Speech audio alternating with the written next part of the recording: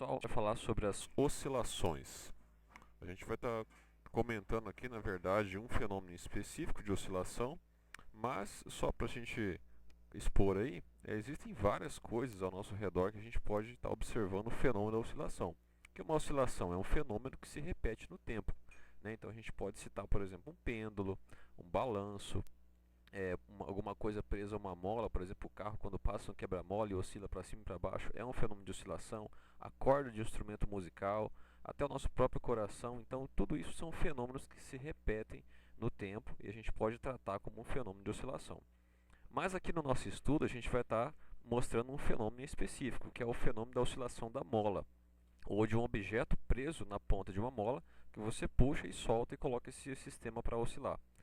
Bom, a gente vai fazer algumas considerações sobre esse sistema aqui para o nosso estudo. Então, olha só, esse sistema de oscilação da mola, a gente vai considerar ele como um oscilador harmônico simples. O que é um oscilador harmônico simples? Ele é harmônico porque ele se repete em períodos de tempos iguais. Então, todo o sistema de repetição que a gente vai colocar aqui nesse sistema massa-mola é um sistema que se repete sempre em tempos iguais. E ele é simples porque é apenas um objeto preso à mola e ele se move em apenas uma direção. Então esse vai ser o sistema que a gente vai trabalhar. Uma mola com objeto preso se movendo em uma única direção em intervalos de tempos iguais. Outra coisa importante é que o sistema massa-mola, assim como todo sistema de oscilação, ele tem um tipo de força que faz com que esse sistema produza essa oscilação. No caso do sistema massa-mola, o que produz essa oscilação, que a gente chama de força restauradora, é a força elástica da mola. Em outros tipos de sistema, por exemplo, num balanço ou no pêndulo, é a força gravitacional que atua como força restauradora, fazendo com que o pêndulo balance para um lado e para o outro. Já no sistema massa-mola, então, a força restauradora, que faz com que a mola tenda sempre a voltar para a mesma posição, se você puxa, ela vai tender a puxar para um lado. Se você empurra a mola, ela tende a voltar para o outro. Então, essa força que ela aplica para tentar voltar ao equilíbrio, a gente chama de força restauradora, que no caso da mola é a força elástica. E a gente vai estar aqui no nosso sistema também desprezando as forças dissipativas. O que são forças dissipativas? São as forças de atrito com o ar, atrito com as superfícies, ou algo que faça com que o sistema perca energia. Então a gente vai estar desconsiderando essas forças e apenas estudando aí o que acontece nas relações de troca de energia e alguns pontos importantes desse movimento. Então vamos lá. A gente vai representar o sistema da seguinte forma, que é o quadradinho azul de massa m, ele está preso a uma mola, que está desenhada aí de preto, e essa mola está presa a uma superfície laranja, uma superfície fixa, né? Então esse corpo azul ele pode se deslocar livremente para a esquerda e para a direita. Mas nessa posição aqui, ele está na posição de equilíbrio. O que é a posição de equilíbrio? É aquela posição que a mola não está nem esticada e nem comprimida. Então ela não exerce força nenhuma no objeto. É a situação onde a força elástica é igual a zero. Agora vamos para uma segunda situação, onde alguma coisa empurra esse objeto e comprime a mola. Então olha ali, o objeto foi empurrado para a esquerda e essa mola foi comprimida. Então nesse momento, o que acontece? A mola vai tentar empurrar esse objeto de volta para a direita. Como ela está tentando empurrar, né, o que acontece aqui? Passa a existir então uma força elástica gerada pela mola. Então aqui você vai ter uma força elástica máxima produzida por essa mola, tentando empurrar esse objeto azul para a direita. É importante observar também que quando a gente puxa, vamos supor que você puxou ali, né, e vai soltar esse objeto para ele começar a se mover. Nesse instante, onde ele está ali, nesse começo do movimento, ele não tem velocidade ainda. Então a mola vai começar a empurrar. Então nesse ponto aqui a velocidade do objeto é zero. Então é importante gravar aí, ó, a força elástica aqui é máxima e a velocidade é zero. Essa distância entre o ponto de equilíbrio e esse ponto onde a mola foi comprimida, eu vou representar aqui pela letra X, né, que é essa distância ali, ó, da onde ele estava, no ponto de equilíbrio, até onde a mola foi comprimida. Essa distância a gente chama aqui de alongamento, que seria o quanto que você comprimiu ou o quanto que você esticou a mola. Então o valor de X aqui é o alongamento da mola, aquilo que a mola foi comprimida. Agora, imagine que você soltou o objeto. Você comprimiu a mola ali e soltou. Então a mola vai começar a empurrar o objeto para a direita e ele vai adquirir velocidade. Então vai chegar um momento que esse objeto vai passar ali pela mesma posição que é a posição de equilíbrio que ele estava antes. Então o que vai acontecer aqui? Nessa posição, como a gente viu, a mola não exerce força sobre o objeto. Exatamente nesse ponto aí, ela volta à situação de equilíbrio. Então ela não está nesse ponto aí, nem empurrando nem puxando o objeto.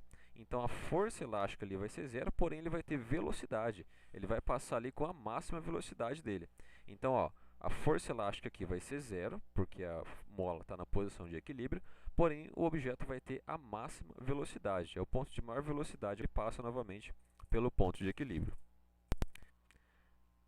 Ok, então ele continua aqui o movimento, né? Continua para a direita. E o que vai acontecer? A hora que ele passar desse ponto aqui, do ponto de equilíbrio, indo em direção a essa parte aqui da direita, a mola vai começar a puxar ele de volta. Vai tentar puxar esse objeto para a esquerda, para tentar parar ele e ele voltar então para a esquerda, né, e continuar o movimento. Só que nesse momento onde ela começa a puxar, ele começa a diminuir a velocidade, até que chega um ponto que ele para poder voltar de novo o movimento para a esquerda. Então, nesse extremo de movimento, o que vai acontecer? Ele vai ter a máxima força elástica novamente. Ele vai ter a máxima força elástica tentando puxar ele de volta para a esquerda. E como ele vai chegar num ponto onde ele vai parar para poder voltar, esse ponto é o ponto extremo. Então, nesse ponto mais extremo aqui é onde ele vai ter a máxima força elástica e a velocidade volta a ser zero. Então, sempre nos extremos, seja no extremo esquerdo ou no extremo direito, a velocidade dele sempre vai ser zero. É o ponto onde ele precisa parar para poder fazer o movimento se repetir na direção contrária. Porém, a força elástica nos extremos é sempre máxima, porque é o ponto onde ele precisa puxar o objeto para começar novamente, é o ponto onde a mola está mais esticada e mais comprimida. Novamente aqui a gente observa, ó, o valor do x, lembrando que isso aqui acontece, né, porque a gente não tem nenhum tipo de perca de energia nesse nosso exemplo aqui. Então, nesse exemplo, o máximo que ele consegue chegar do outro lado é o mesmo valor de x que ele foi esticado lá no começo. Então, esse alongamento da mola que foi provocado lá no começo vai ser o mesmo alongamento que ele vai ter ali para o lado direito. Esse alongamento ele também pode ser chamado de amplitude, a amplitude do movimento. Então você pode às vezes achar essas duas palavras aí em algumas literaturas, em alguns exercícios aí de física. A amplitude de oscilação da mola ou alongamento da mola representam esse mesmo valor, que é o quanto que o extremo de movimento que a mola consegue fazer em relação a esse ponto de equilíbrio, que é o valor de x aí que você está observando, ó, o x tanto para a esquerda quanto para a direita. E depois, o que acontece? Quando a mola puxa então de volta esse objeto, vai começar a repetir o processo. Ele vai passar aqui com velocidade novamente pelo ponto de equilíbrio, né? Lembrando que sempre que ele passa ali pelo ponto de equilíbrio, ele vai ter o quê? Força elástica zero, porque no ponto de equilíbrio a mola não exerce força sobre, e a velocidade novamente vai ser máxima, onde ele tem a máxima velocidade ali no ponto de equilíbrio, e o processo começa tudo de novo. Ele volta ali para a esquerda e vai e volta. Então, esse é o que acontece com a oscilação desse sistema massa-mola. Então, esse sistema ele vai para um lado e para o outro, né? E o que eu quero de importante aqui que a gente precisa gravar aqui nesse momento? Eu quero que vocês entendam justamente essas trocas de momento onde ele tem força elástica e esse momento onde ele tem velocidade máxima, né? Então, quais são os pontos onde ele tem máxima velocidade e quais são os pontos onde ele tem máxima de força elástica? Quais são os pontos também onde ele tem velocidade zero e quais são os pontos onde ele tem força elástica zero de início? Essas são as informações importantes para se gravar desse que a gente colocou. Bom, se em algum momento for preciso calcular esses valores, né, obviamente que, por exemplo, ali a massa, o alongamento e a velocidade, tudo são valores que podem ser calculados. A gente está colocando aqui algumas equações que a gente vai utilizar mais para frente. Então, olha só. Quando eu falo da força elástica, a força elástica ela depende de uma constante elástica, que a gente representa pela letra K, e do x, que é o alongamento que a gente viu ali. Então, o x é o quanto que a mola foi comprimida ou esticada. Muito cuidado para não confundir com o tamanho da mola, né? Às vezes aparece lá, o tamanho da mola é 1 metro, mas a mola foi esticada 30 centímetros. Então, o 30 centímetros que é o valor do x, e não o 1 metro que é o tamanho da mola. Então, cuidado, o x é aquilo que a mola foi esticada ou comprimida. Esse valor de K, que aparece ali na equação, a gente chama de constante elástica. Essa constante, ela simplesmente representa a rigidez da mola. Então, quanto maior o valor de K, mais rígida é a mola, mais difícil é de você esticar ela. Quanto menor o valor de K, menos rígida é a mola, ou seja, ela é mais flexível, é mais fácil de você esticar a mola. Esse valor de K, ele vem junto, né, nos exercícios, é um valor que existem até em algumas situações tabelado, dependendo do tipo específico de mola, mas nos exercícios normalmente aparece ele, o valor escrito lá para a gente usar nas equações. Velocidade máxima. Essa equação da velocidade máxima, ela deduz das equações de troca de energia, que a gente viu até na parte lá de troca de energia mecânica, né? Da energia elástica e da energia cinética. Mas já fiz um resuminho, então. A velocidade máxima, se precisar calcular ali qual que ela atinge, né?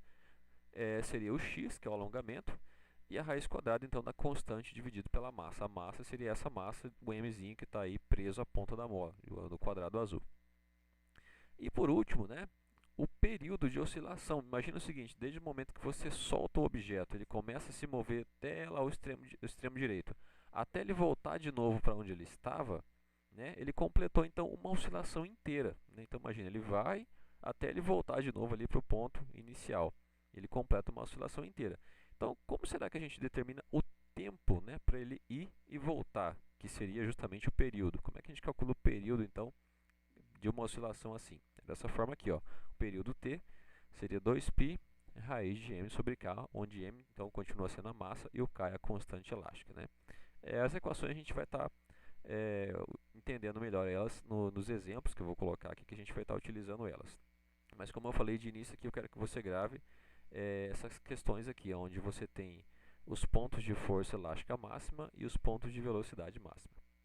A legenda aqui só para a gente gravar, então o x é o alongamento da mola, o k é a constante elástica e o m é a massa que está presa na ponta da mola.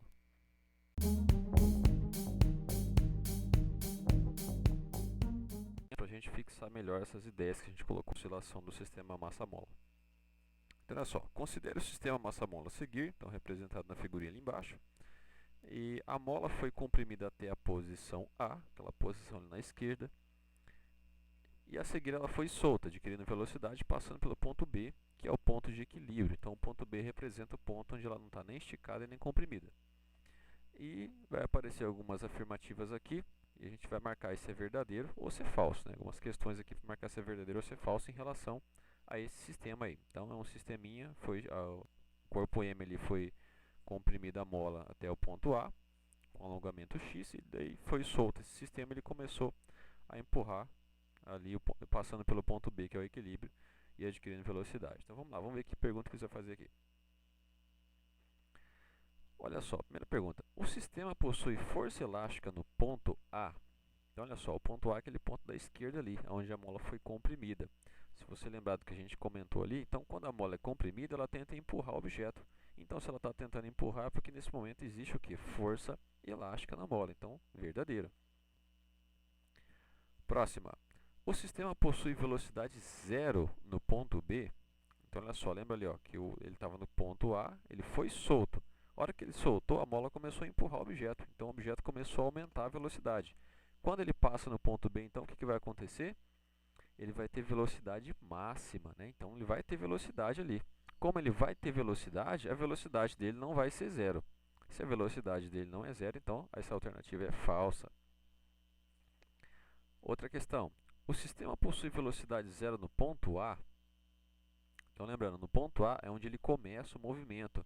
E também é o ponto onde, quando ele já está oscilando, ele troca a direção de movimento. Né? Ele chega ali e começa a oscilar para o outro lado. Então, nesse extremo, que seria o ponto A, ele precisa parar o movimento. Então, a velocidade dele é zero. Está correto aqui no ponto A. O sistema possui energia cinética no ponto B? Olha só, está misturando alguns conceitos aqui com o que a gente viu nas aulas de mecânica. Né? O que seria energia cinética? A energia cinética está associada ao movimento. Então, a partir do momento que alguma coisa tem velocidade, ela tem energia cinética. E no ponto B, é justamente o ponto onde o objeto tem a máxima velocidade. Então, se ele tem velocidade, ele tem energia cinética. Verdadeiro. O sistema possui energia elástica no ponto B? Bom, se você lembrar também desses mesmos conceitos, a energia elástica depende da força elástica. Se você tiver força elástica, você tem energia elástica. Mas no ponto B é o ponto de equilíbrio. Lembra, o ponto de equilíbrio é onde a mola não exerce força nenhuma no objeto. Então, se não tem força nenhuma força elástica sendo aplicada no objeto nesse ponto B, então também não tem energia elástica. Então, a alternativa aqui é falsa. O sistema possui energia elástica no ponto A? Aí seria verdadeiro, né? Porque no ponto A, lembra, é o ponto onde ela está comprimida e ela tem força elástica. Então, no ponto A, ela tem também a energia elástica.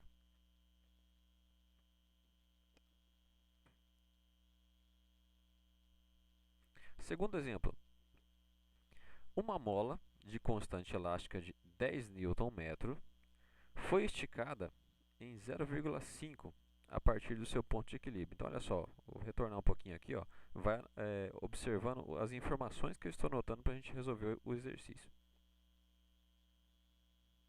Número 2.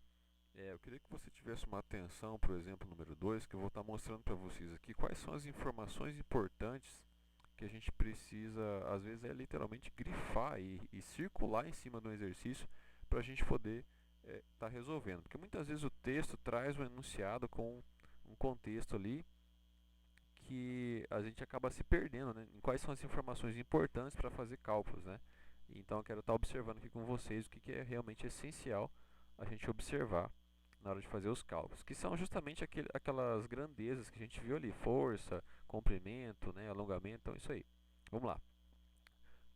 Uma mola de constante elástica de 10 Nm, então olha só, já vai gravando as palavrinhas, ó, constante elástica, né? Constante elástica é a letra K, então vou anotar aqui, ó, constante elástica é a letra K, que vale 10 Nm. Então, uma mola de constante elástica 10 Nm foi esticada em 0,5 metros a partir do seu ponto de repouso.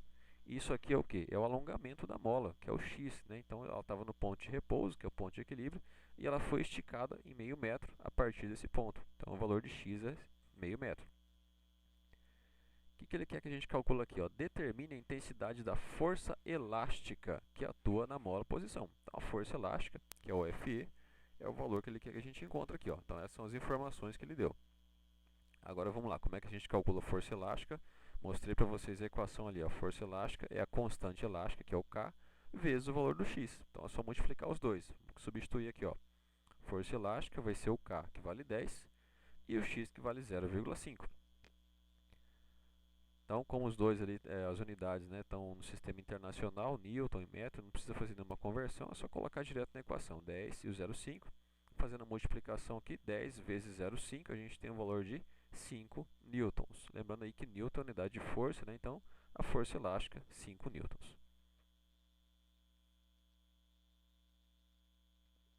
Exemplo número 3. Um sistema massa-mola foi colocado para oscilar a partir do equilíbrio com uma amplitude de 2 metros e um objeto com massa de 16 kg preso na ponta da mola. A constante elástica da mola vale 100 Nm. Determine. Aí aqui vai ter algumas alternativas para a gente estar resolvendo. Então, olha só, letra A. Ele quer saber a velocidade que o sistema atinge ao passar pelo ponto de equilíbrio. Lembra, no ponto de equilíbrio é onde ele atinge a máxima velocidade. Letra B. O período de oscilação da mola, que é aquilo que eu comentei lá. Qual que é o tempo que a mola demora para ir e voltar ao mesmo ponto? A frequência de oscilação, então quantas oscilações esse sistema executa por segundo. E a distância percorrida pelo objeto até completar um ciclo completo. Então, nessa amplitude de 2 metros, ele quer saber qual que é a distância que o objeto percorre para ir e voltar. Então, vamos estar resolvendo aqui um de cada vez, né? E vamos anotar aqui as informações. Olha só, ele me informou que a amplitude vale 2 metros. Lembrando que a amplitude é a mesma coisa que o alongamento, é o valor de x. E o objeto tem uma massa de 16 kg com uma constante elástica, que é o K, de 100 Nm. Então, vamos lá. A letra A pede a velocidade, né? Então, vamos lá, vamos fazer a letra A aqui, ó. Então, na letra A, ele quer saber qual que é a velocidade que o objeto passa pelo ponto de equilíbrio, quando você solta o sistema lá. Então, vamos anotar aqui, ele deu a amplitude, que é 2, o valor de K, que é 100 Nm, e a massa, que vale 16. Então, tem todas essas informações aqui. O que eu vou usar aqui para calcular a velocidade? Aquela equação que eu passei para vocês lá, da velocidade máxima, né? Que é o x vezes a raiz quadrada de K sobre m. Está lá nas informações, lá nas equações. Então, vamos substituir aqui. Ó, o valor do x é 2, o valor do K é 100 e o valor do m é 16. Regrinha da matemática que a gente faz primeiro, vamos resolver aqui dentro do parênteses, a divisão ali, né? 100 por 16. O resto a gente repete. Então, vai ficar assim, ó, 100 por 16 dá 6,25. Então, resolvendo aqui, ó, fazendo a continha da raiz de 6,25, se você fizer aí a raiz, vai dar 2,5. Aí, multiplicando esse 2,5 pelo 2 que estava ali fora, a gente tem o valor então da velocidade de 5 metros por segundo. Então, só lembrando aí, o segredo aqui é você anotar certinho as informações para você colocar cada informação no lugar correto na equação. Se você anotar a informação errada, é onde pode dar problema ali dentro da equação, você pode errar o valor. Então, muito cuidado na hora de anotar essas informações. Letra B, o que ele quer na letra B? O período de oscilação da mola. O período é aquela letra T, aquela letra T maiúscula, né? Então, é aquela última equação que eu passei para vocês lá, ó. Vou colocar aqui. Então, ele quer saber o período, que é o T. Vou utilizar as mesmas informações, o X, o K e o M, né? Que ele deu ali no exercício, que é o 2 metros, os 100 newtons e o 16 quilogramas. Mas o interessante observar aqui é o seguinte, como ele quer que calcule o período, se você observar lá na equação que eu passei do período, é assim, 2π vezes a raiz de m sobre k. Ótimo. Mas se você observar aqui na equação, não tem o valor do x. E agora, professor, onde é que eu coloco esse valor do x? Em lugar nenhum. Pessoal, vocês têm que observar o que a equação está pedindo de informação para fazer o cálculo. Muitas vezes o exercício vai trazer algumas informações que você não vai utilizar no cálculo. Então você tem que observar o que você precisa pôr na equação. São as informações que você tem. Nesse caso aqui, a gente não vai precisar do valor do x. Então vou utilizar apenas o quê? O m e o k. É interessante observar também o que a equação diz para a gente a respeito do fenômeno. O que isso significa? Quando eu não tenho o valor do x na equação do período, isso significa que o período de oscilação da mola não depende do quanto você estica a mola. Olha só que interessante. Se você conseguisse com um cronômetro medir o tempo que a mola demora para ir e voltar ao mesmo ponto, você ia ver que esse tempo ele não muda se você esticar mais ou menos a mola. O que muda é a velocidade. Ela vai se mover com maior rapidez, mas ela não vai ter esse tempo para ir e volta, ele não vai ser alterado se você esticar mais ou menos. É isso que a equação está dizendo. E realmente é o que acontece. Por que isso acontece? Apesar de você esticar mais a mola e ele aumentar a velocidade, só que quando você estica mais a mola, ela tem um caminho maior para percorrer. Então ela vai ter um tempo a mais, um trecho a mais para ela percorrer com a velocidade maior, o que acaba compensando uma coisa e outra. E por isso que o período não muda quando você estica mais ou menos a mola. Mas vamos lá, vamos resolver aqui, ó. Então, eu vou substituir aqui o m e o k. O m vale 16 e o k vale 100. Professor, e esse π aí? 2π, né? Esse aqui vocês já devem ter visto lá na matemática. O π é uma constante da geometria que vale aproximadamente 3,14. A gente vai estar aproximando para 3,14 dos exercícios. A não ser que o exercício peça para você aproximar o π para algum número específico, né? Por exemplo, 3. Mas nesse caso aqui, como ele não fala nada, o π a gente coloca 3,14. Ele é uma constante, sempre vai ser esse valor aí. Então vai ser 2 vezes o π, que é 3,14, e a raiz quadrada do 16, que é a massa, dividido pelo 100. Então aqui vamos fazer já um passo direto, já vou resolver aqui o valor do π e a parte interna da raiz, 16 por 100. Então vai ficar assim, ó, o 16 dividido por 100 vai dar 0,016 e o 2 vezes 3,14 dá 6,28. Então já vou anotar aqui, ó. Então dá 6,28 vezes a raiz de 0,016. Ok?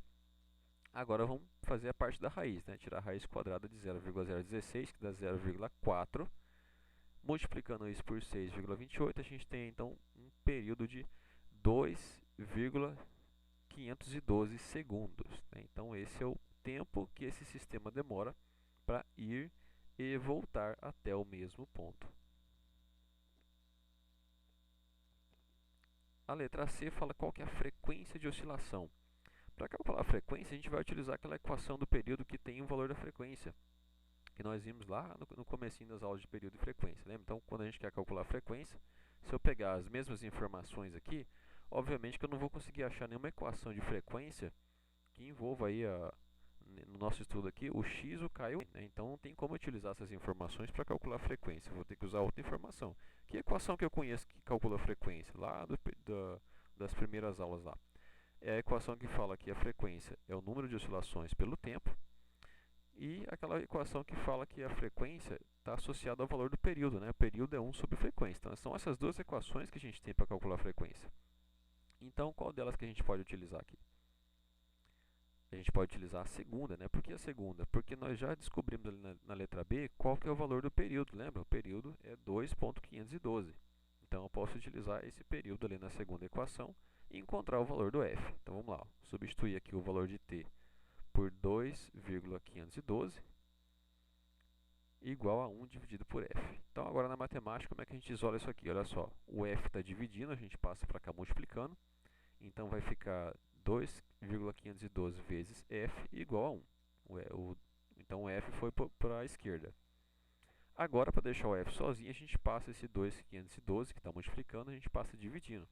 Então, vai ficar 1 dividido por 2. Estamos fazendo aí 1 dividido por 2,512. A gente vai ter que a frequência é aproximadamente 0,4 Hz.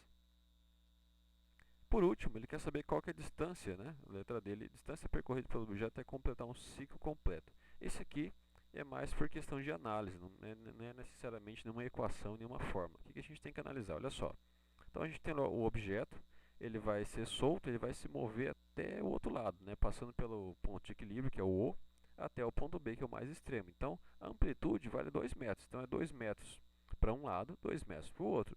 Né? Lembrando que a amplitude é do ponto de equilíbrio até um extremo e do ponto de equilíbrio até o outro extremo. Então, dessa forma que está aí na figurinha. Então, o objeto vai se mover até o outro lado. Então, quando ele se move ali do A até o B, que é o ponto onde ele vai começar a voltar, quanto que ele já andou? Ó, 2 mais 2 dá 4. Então, só para ir, ele gastou aí 4 metros de deslocamento. Só que ele precisa voltar. Ele quer o que o exercício pede para ele completar o ciclo. Então, a hora que ele volta, ele anda mais 4 metros. Então, é 4 metros para ir, 4 metros para voltar. Então, isso totaliza 8 metros de deslocamento para completar um único ciclo.